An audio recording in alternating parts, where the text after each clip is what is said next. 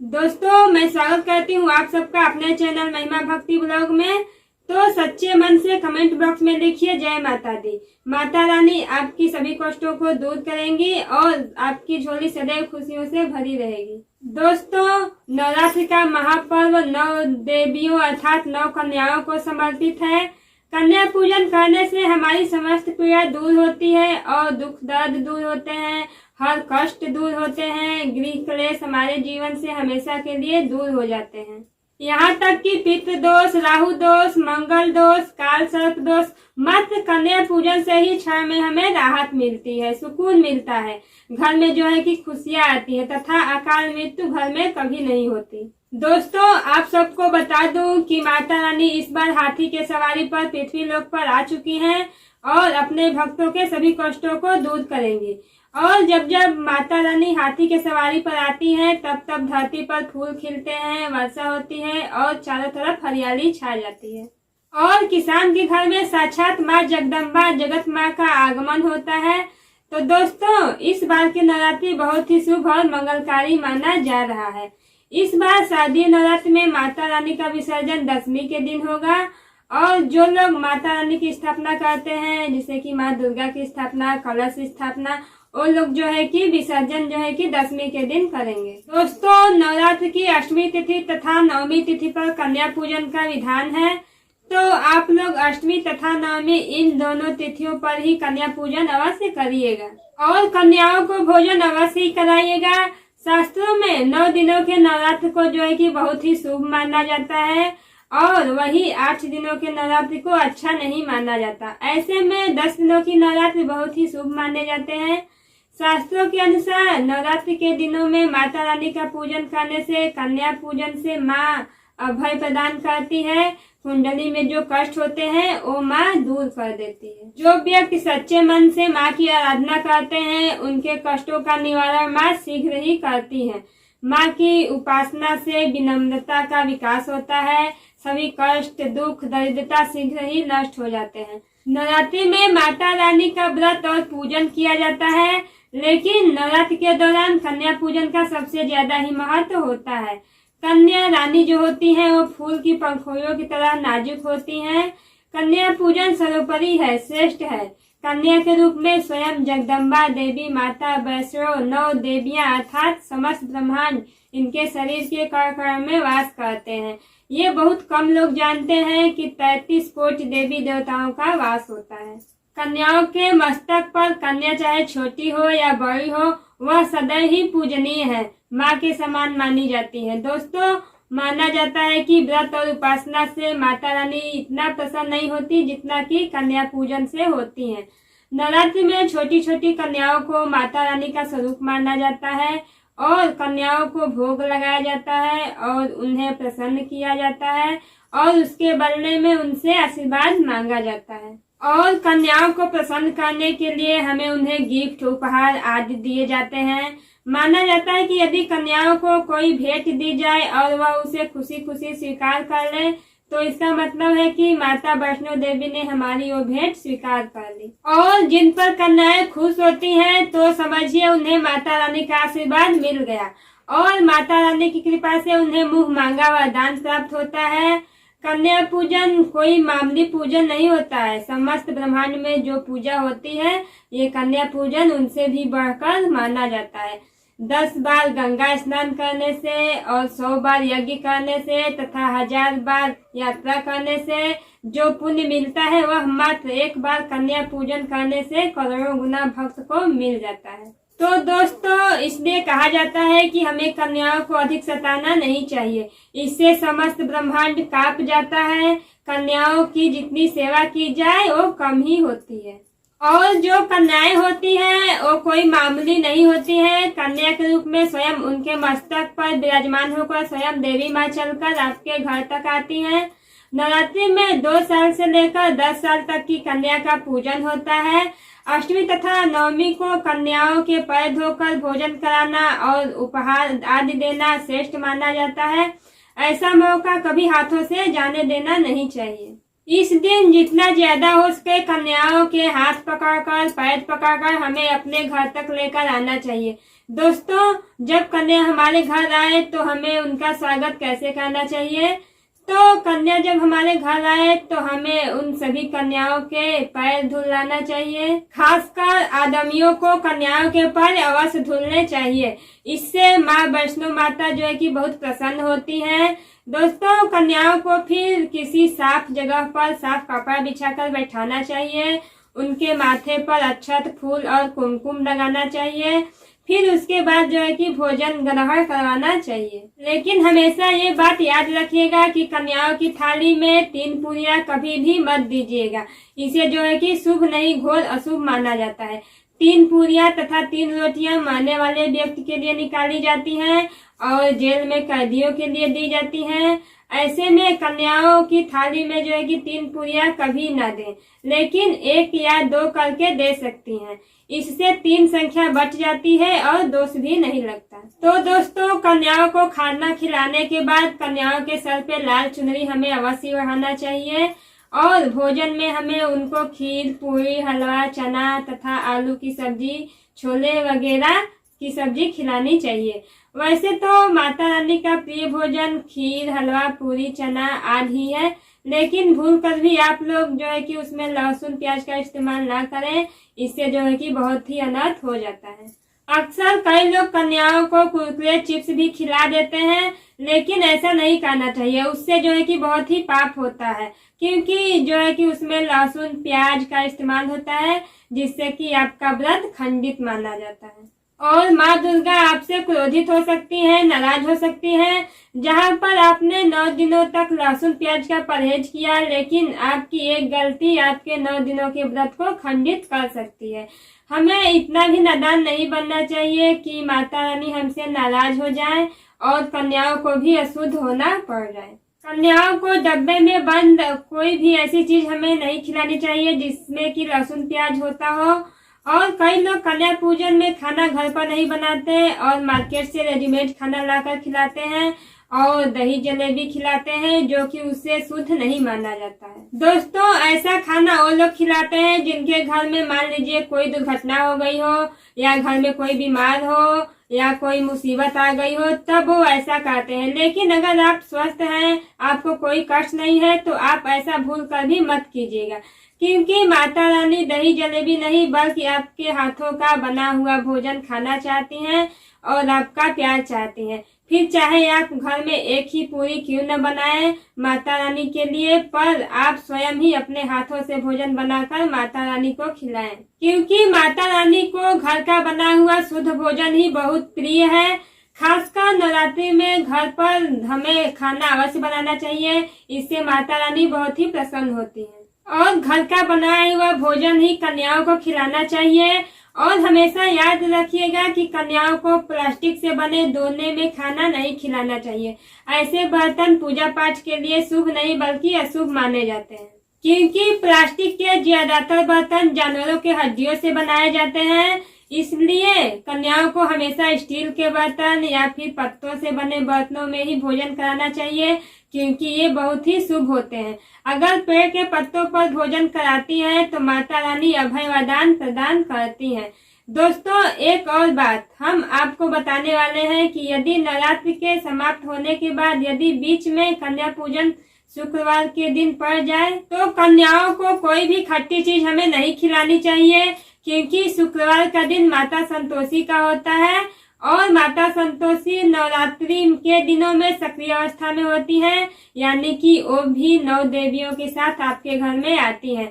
इसलिए कन्याओं को भूल कर भी अगर शुक्रवार का दिन पड़ जाए तो खट्टी चीज घर में नहीं बनानी चाहिए और कन्याओं को भी खट्टी चीज नहीं खिलानी चाहिए, उससे बहुत घोर पाप लगता है। आपका इतने दिनों का व्रत खंडित हो सकता है और खट्टी चीजों से माता संतोषी नाराज हो सकती हैं, आपको श्राप भी दे सकती हैं। इसलिए आप नवरात्रि में खट्टी चीजों का इस्तेमाल नहीं कीजिएगा।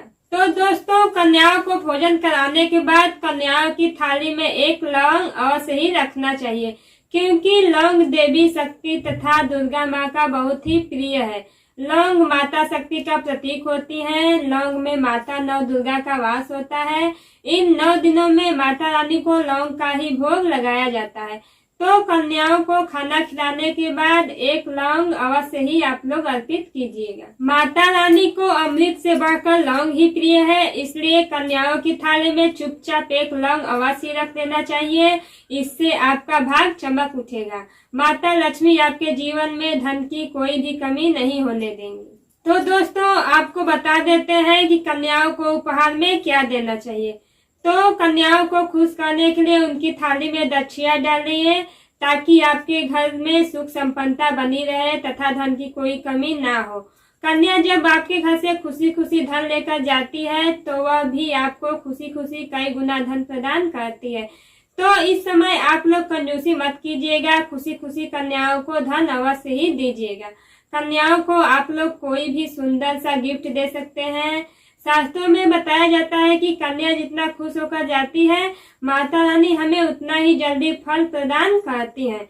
ऐसे में आप कन्याओं को चॉकलेट बॉक्स दे सकते हैं तथा खूबसूरत कपड़े भी दे सकते हैं। और याद रहे कि कन्याओं को आप लोग काले कपड़े ना दें और उन्हें स्टील के बर्तन भी आप लोग गिफ्ट में दे सकते हैं। लेकिन याद रहे कि कन्याओं को लोहे का कोई भी सामान नहीं देना चाहिए, नहीं तो राहु केतु का प्रभाव आपके जीवन में प्रवेश कर जाएगा। राहु काल और दोष काल आपको लग जाएगा और आप जो है कि बर्बाद हो सकते हैं। तो दोस्तों, जब कन्या अपने घर जाने लगे तो उनके चरण जरूर छू लेने चाहिए और अपने मन में अपने प्रार्थना को आप पूरा करिए। सच्चे दिल से मांगी हुई मुराद माता रानी अवश्य ही पूरी करती हैं। सच्चे दिल का मतलब होता है कि मन में कोई भी लालच ना हो, और अगर वो लालच माता रानी को पाने के लिए बन जाए तो उसे बोलते हैं सच्ची श्रद्धा और सच्ची भक्ति। इसी भक्ति के कारण सभी देवी देवता आपको जो है कि नमस्कार करते हैं। तो दोस्तों, अगर नवरात्रि के दिनों में आपको ये संकेत मिल जाए तो समझिएगा कि माता दुर्गा आपके घर में आ चुकी हैं। ये संकेत बताते हैं कि माँ दुर्गा का आशीर्वाद आपको प्राप्त होने वाला है। तो आपको उन संकेतों के बारे में हम बताते हैं। तो पहला संकेत है, जब नवरात्रि में आप कलश स्थापना करते हैं तो जौ से निकली हरियाली बहुत ही शुभ मानी जाती है और कहा जाता है कि जौ से निकली हरियाली हमारे भविष्य में होने वाले अच्छे और बुरे का संकेत देती है। ये सभी बातें हमारे आने वाले भविष्य का संकेत बताते हैं। यदि आपने जौ बोए हैं और वो किसी कारणवश नहीं हो पाए हैं तो ये संकेत बड़ा ही मनहूस माना जाता है और कहा जाता है कि नवरात्रि में जो सूख जाते हैं या बढ़ते नहीं हैं वो आपको समझ जाना चाहिए कि ये साल आपका खराब होने वाला है तथा घर में कोई बीमारी आने वाली है या दिन दुगुनी रात चौगुनी आपकी कम होने वाली है या घटने वाली है। तो दोस्तों, ये धन हानि का संकेत माना जाता है क्योंकि आपने कोई गलती कर दी होगी जिसके कारण माता रानी आपसे नाराज हो गई हैं। इसलिए माता रानी से आपको क्षमा अवश्य मांग लेनी चाहिए क्योंकि माँ अपने भक्तों को माफ कर देती है। एक माँ ही होती है जो अपने बेटे को हर गलती पर माफ कर देती है, लेकिन ऐसा बेटा किस काम का जो माँ से माफी ना मांगे। इसलिए आप लोग अपनी गलती की माफी माता रानी से अवश्य ही मांग लीजिएगा क्योंकि माता वैष्णो अपने भक्तों को कभी निराश नहीं करती हैं बल्कि उन्हें धन धान्य से और खुशियों से परिपूर्ण बना देती हैं। और दोस्तों, यदि जो हरे भरे हो जाते हैं तो ये शुभ संकेत माने जाते हैं। इसलिए आने वाले समय में आपको धन का बहुत ही ज्यादा लाभ होगा। माना जाता है कि 1 रुपए का सिक्का या चांदी का कोई भी सिक्का जौ के बीच अगर मिट्टी में दबा दिया जाए तो घर में सुख समृद्धि बना रहता है। माता लक्ष्मी दौड़ी दौड़ी हुई चली आती हैं। जौ के अंदर हमेशा 1 रुपए का सिक्का अवश्य ही डाल देना चाहिए क्योंकि जौ को कभी खाली नहीं रखना चाहिए, उसमें धन अवश्य ही डाल देना चाहिए। इससे माता रानी का आशीर्वाद आप पर और आपके परिवार पर बना रहता है और आपके जीवन में कोई भी संकट नहीं आते हैं। दोस्तों, अब दूसरा संकेत, यदि आपकी नींद नवरात्रि के दौरान सुबह 4 बजे के आसपास खुलती है तो इसे बड़ा ही शुभ संकेत माना जाता है क्योंकि ये ब्रह्म मुहूर्त का समय कहलाता है। इस समय देवी शक्ति अपने सच्चे भक्तों को ही जगाती हैं और इस समय उठना मतलब कि माता की कृपा प्राप्त करने के बराबर माना जाता है। ये संकेत बताते हैं कि माता की सच्ची भक्ति का प्रभाव आपके ऊपर हो चुका है और माता रानी जल्द ही आपको कोई खुशखबरी देने वाली है। माता रानी आपकी सच्ची भक्ति से बहुत ही खुश हैं। तो दोस्तों, अब तीसरा संकेत, यदि नवरात्रि में माता रानी के गले से फूल गिर जाए या फिर जौ के हरे भरे पत्ते बिन हवा के हिलने लगे तो इसे बहुत ही शुभ माना जाता है। तो ये संकेत बताते हैं कि माता रानी का आगमन आपके घर में स्थायी रूप से हो चुका है और आपको माता लक्ष्मी की कृपा प्राप्त होने वाली है।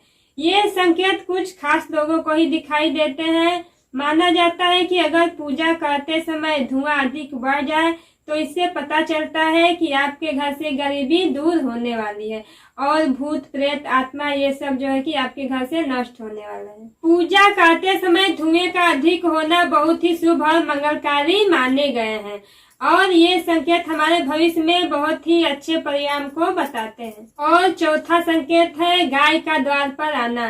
तो नवरात्रि में गाय माता का द्वार पर आना बड़ा ही शुभ संकेत माना जाता है। यदि आपके द्वार पर भी गाय माता आती हैं तो गाय के माथे पर कुमकुम लगाना मत भूलिएगा और गाय को आप लोग रोटी अवश्य खिलाइएगा। इससे माँ दुर्गा बहुत ही प्रसन्न होती हैं और आपकी झोली जो है कि खुशियों से भर देती है। तो गाय का द्वार पर बार बार आना भी जीवन में आने वाले अच्छे संकेतों को बताते हैं। तो दोस्तों, पांचवा संकेत है सपने में शेर का दिखाई देना। अगर आपको अपने सपने में माँ दुर्गा दिखाई देती है अर्थात कोई भी देवी आपके सपने में दिखाई देती है तो बड़ा ही शुभ संकेत माना जाता है। नवरात्रि के पावन अवसर पर माता के दर्शन किसी खास भक्तों को ही होते हैं। ये सपने कभी भी किसी के साथ शेयर मत कीजिएगा और यदि माता की सवारी तथा शेर रात्रि को सपने में बार बार दिखाई देता है तो माँ दुर्गा आपसे बहुत ही प्रसन्न है। ये संकेत बताते हैं कि जल्द ही आपकी कोई मनोकामना अवश्य पूरी होने वाली है और आपके शत्रुओं का नाश होने वाला है। शत्रु आपके नाम से ही डरने लगेगा और माँ दुर्गा का वाहन जो है कि शेर है, इसलिए नवरात्रि में शेर का दिखाई देना बहुत ही शुभ संकेत माना जाता है। दोस्तों, छठा संकेत है यदि कोई छोटी कन्या आपको सुबह सुबह लाल कपड़े पहने हुए दिखाई देती है तो आपने साक्षात माँ दुर्गा के दर्शन किए हैं।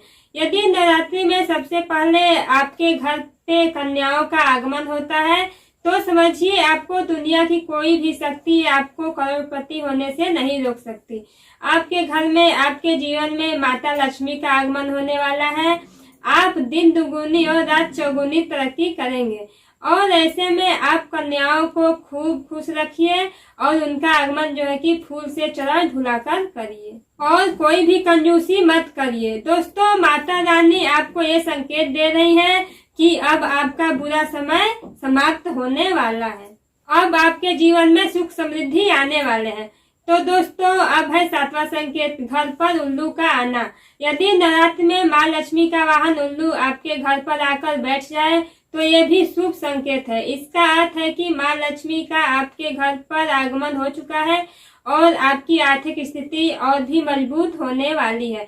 लेकिन याद रहे कि उल्लू का आना नवरात्रि और दीपावली पर ही शुभ माना जाता है। दोस्तों, आठवां संकेत, यदि ब्रह्म मुहूर्त के समय में यानी 4 बजे के आसपास घंटियों की आवाज सुनाई दे या शंख की आवाज सुनाई दे या फिर कोई भजन सुनाई दे तो बड़ा ही शुभ संकेत माना जाता है। इससे यह पता चलता है कि माता रानी आपकी भक्ति से बहुत ही प्रसन्न है और आपके जीवन में सभी नकारात्मक शक्तियों का नाश होने वाला है और माता लक्ष्मी की कृपा आपको प्राप्त होने वाली है। तो दोस्तों, नवरात्रि के दौरान घर में काली चींटियों का दिखाई देना, लंबी लंबी लाइनें लगाकर मुंह में खाना लेकर दिखाई देना बहुत ही अच्छा संकेत माना जाता है। और यदि मंदिर में पूजा करते समय कोई छिपकली दिखाई दे या फिर मंदिर के स्थान की ओर छिपकली चली जाए तो वह भी बड़ा ही शुभ संकेत माना जाता है। इससे यह पता चलता है कि आपको माता लक्ष्मी की कृपा प्राप्त होने वाली है, माँ का आशीर्वाद आपको मिलने वाला है। छिपकली का आना माता लक्ष्मी का प्रतीक माना गया है और किसी शुभ अवसर पर छिपकली का दिखाई देना बहुत ही मंगलकारी माना जाता है। और नवरात्रि में छिपकली का मंदिर में दिखाई देना साक्षात देवी लक्ष्मी का स्वरूप माना जाता है। तो दोस्तों, यदि आपने 9 दिनों का व्रत रखा है और आप माता रानी के सच्चे भक्त हैं तो आप कन्या पूजन जरूर कीजिएगा। तो दोस्तों, आपको हमारा ये वीडियो कैसा लगा? अगर अच्छा लगा हो तो एक लाइक करके चैनल को सब्सक्राइब जरूर कीजिएगा। तो प्रेम से बोलिए जय माता दी।